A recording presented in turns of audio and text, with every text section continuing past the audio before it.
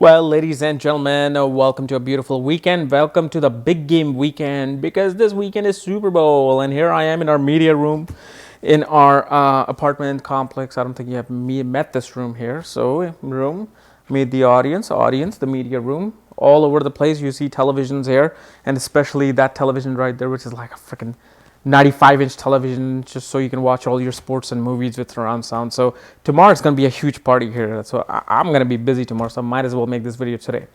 So today's video is on a special request by a lot of people. You know, like I keep building, and once I hit the tipping point, I'm like, okay, let's make the video. So today I'm going to talk about the most talked about subject, which is Kendrapati Josha. What is Kendrapati Josha and some of the misconception of Kendrapati Josha, okay? And for this video, you're going to want to know your ascendant, because only certain ascendant have this Josha. So if you do not know what your rising sign or ascendant is, for that, check out the links here and check out my full astrological report, including my books, Astrology, Conjunction, and Aspects at the Speed of Light. So, Kendrapati Josha. Well, the first thing I want to talk about is a misconception. Many of you think that Kendrapati Josha, first of all, Kendrapati Josha, what it is, before I even get into misconception. I think I'm getting ahead of myself. In Vedic astrology, the Vedic astrological chart, the North Indian chart that I personally follow, has these inner plates, as you see here. These inner plates, no matter what ascendant you are, what sign is rising in these plates, are known as Kendra houses. These become your prominent houses, the Kendra houses. Kendra houses are the pillars of your life. They are the main solid, they are the houses that make you who you are, make you into a solid person. And if these houses are wobbly, then people do not have the right balance in their life. So they have become very important houses. But in this scenario, there are four ascendants that are affected by this. Four ascendants, that the four horsemen that really become part of the Kendrapati Josha. Those are Gemini, Virgo, Sagittarius, and Pisces ascendant. These four are becoming part of this Josha because of the fact whenever you have a Gemini ascendant, the rest of the three signs that I mentioned will become part of the Kendra plate. You have a Virgo ascendant, the other three become part of the Kendra plate. Same thing for Sagittarius and Pisces, okay? But a lot of people think that for Gemini ascendant, both Mercury and Jupiter are part of the Kendrapati Josha. A lot of people think for Virgo, Sagittarius, and Pisces ascendant, both of these planets are part of the Kendrapati Josha. And technically, they're not. Even though this may not make sense later on, or may be not even required for me to talk about this, but technically, the first house in your horoscope for anyone, the first house, that ascendant sign, the rising sign, the box that it rises from, is not only known as the Kendra house, but also known as the trikon house. It's part of the trikon triangle. So this is why the first house cannot be just Kendra house. That means if you're a Gemini ascendant or Gemini rising sign, that means Gemini sign, Mercury, that is the lord of Gemini and Virgo, is not only ruling the Kendra house. It's not technically ruling a trikon and a Kendra house and a Kendra house.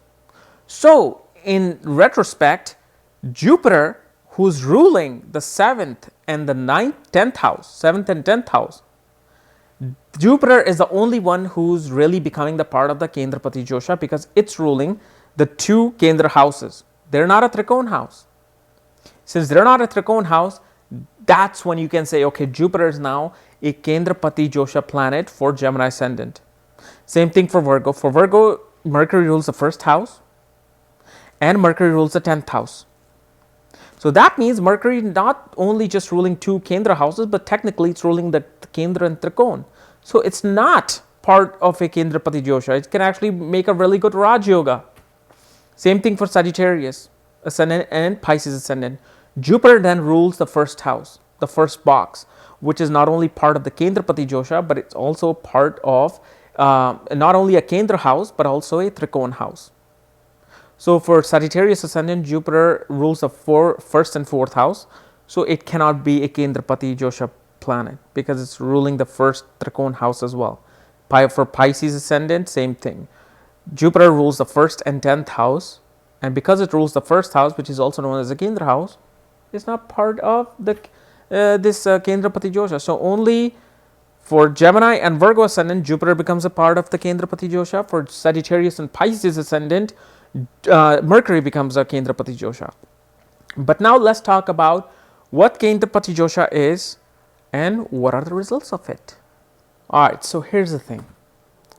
A lot of people, go online nowadays and they read all these, articles and blogs regarding how Kendrapati dosha becomes like this blockage in your life. Like, let's say for Gemini ascendant, Jupiter's Mahadasha will be the most, not troublesome, but just that Jupiter blocks a lot of opportunities for you. Jupiter even perhaps brings you into wrong crowd that take advantage of you. And what it also shows is that people have loss of direction in the Jupiter Mahadasha because it's a Kendrapati dosha planet. Okay.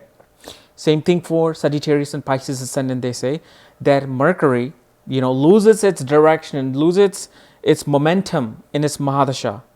And people have trouble communicating. People have trouble in their business. And they don't have enough business opportunities. They don't have enough educational opportunities in their life to really take advantage of things. And that's the scenario that everybody then runs with. Like, oh my God, I'm going to run into my Mercury Mahadasha. Can you tell me what's going to happen? I have a Kendrapati dosha. I'm really scared. This is like literally in my email, I have seen this is just as frightful as Sadhisati and as Kalsarp Yoga. And you guys already know my views on those two. But let's even cover the third one. So in my last 12, 15 years that I have seen so many horoscopes, seen so many situations, discussed so many horoscopes with people back and forth. And literally out of that, probably 35 to 40% had either Gemini ascendant, Virgo ascendant, Sagittarius ascendant, or Pisces ascendant. They also were running through simultaneously the dasha of those planets. Bunch of kids came in that other room. I didn't want to kick their asses, little brats, but so now I'm here filming in my poker room. Hey, why not? See, you see that in the background? These kids are just like driving me nuts. Everywhere I go, they want to follow me. They think I'm a celebrity. So anyway, as I was talking about that, in my experience, I've had literally 30-40% people who had Gemini, Virgo, Sagittarius, Pisces ascendant. And they have gone through the Mahadasha of the actual Kendrapati planet. And so here's the thing. When you want to see a result that you read online, and if you want to really know practicality, is it working or no, what do? You don't just try to meditate on it and see if the answer is going to come. You simply go out there and look at charts. You look at people who are going through the dasha. How's their dasha? Is everything that is being said online regarding this dosha, is it applicable? And was it ever applicable back in the days? Back in the days, yes, it would have been applicable because the opportunities were so limited. Because the prejudice against different races, creed, and culture were there. Different caste system were there. But in my experience, everyone who has gone through these Mahadasha, especially in US, okay, had a pretty normal time period. Not the best one, not the worst one. It was a normal time period. People did well. People got their master's degree, bachelor's degree. Sure, they weren't millionaires or billionaires, or neither they were homeless or were on unemployment. So in my case scenario, this Jupiter or Mercury being, and these are the two most benefic planets besides Venus, especially Jupiter. Why would Jupiter harm you just because it's ruling the two Kendra houses? Now, yes, if you go into somebody's chart where Jupiter is in the axis of Rahu and Ketu, where Jupiter is conjunct, Saturn and then receives the aspect of Rahu or is debilitated deeply in his degrees. And let's say if somebody in Jupiter period lost their house, you look at Chatursamsha chart. If somebody didn't graduate, you look at the D24 chart. Don't tell me to pronounce its name, I can't. If somebody had a loss of career, you look at their divisional chart as in the Samcha chart of ups and downs in career. And in there, if Jupiter is damaged, okay, yes, you can see that it's working.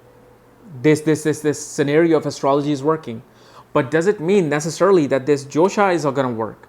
Because Kendrapati Josha, no matter where these planets are placed, whether exalted, debilitated, mul trikon, own sign, average sign, they're supposed to bring this blockage to you. Where I'm telling you from my own experience that me just looking over charts normally, okay, at that time, not even subconsciously knowing that they have a Kendrapati Josha, when I looked at the things, when I predicted things, when I said things and they regurgitated back to me, they had a conversation back to me, it was pretty much like, okay, hey, this is pretty okay dasha. It's not that bad. And some of them were very great. Some of these people had their businesses go up. Some of these people got their PhDs, great achievements in their Kendrapati Josha Mahadasha time period. Because the Josha or yoga, no matter what it is in Vedic astrology, only comes true or only shows its results in Mahadasha, Antradasha, Paryantradasha, or Charadasha. Not even Charadasha, because this kind of becomes a different concept in Gemini. But as long as you're looking at Mahadasha through Parashara's eye, it's supposed to only give its results in its Mahadasha period, in its time period pretty much. But many people are going through that. So many people have these ascendants. They're literally like 4 ascendants out of the 12 that has this Josha. And look at how many people must be born with this 4 ascendants. So, it's like you going in Africa and seeing somebody with exalted Jupiter and seeing that they're a Gemini ascendant, and yet they don't have any money, they don't have any food to eat. Of course, somebody's going to say the Kendrapati Josha applies to them, because I have made enough videos on how a country's horoscope and their economical system can affect your horoscope. But obviously, people do come out of even these situations. Somehow, somebody's Neech Bhang Raj Yoga, somebody's Viprit Raj Yoga may take them from a bad part of Africa to a good part of Africa. Perhaps from Nigeria, they may go to South Africa, where there's a whole lot more opportunities to get a job and make money and have your opportunity. But as far as this Josha is concerned, I wouldn't worry about it at all. Okay? It is always you have to look at the planet itself. Is a planet well placed? Is a planet in axis of malefic planets? How is this planet in the Mancha chart? Is it gaining any strength in the Mancha chart? Is it gaining any strength in your Dasamcha chart? Because everybody, 95% of the people are worried about their career more than anything nowadays. So look at it in a Dasamcha chart. And if it's well placed, if it's good, if the sign that Mercury is placed in, if its Lord is well placed, if its Nakshatra Lord is well placed, okay, then you got a pretty good dasha on your hand. Otherwise, I don't even worry about Kendrapati Josha.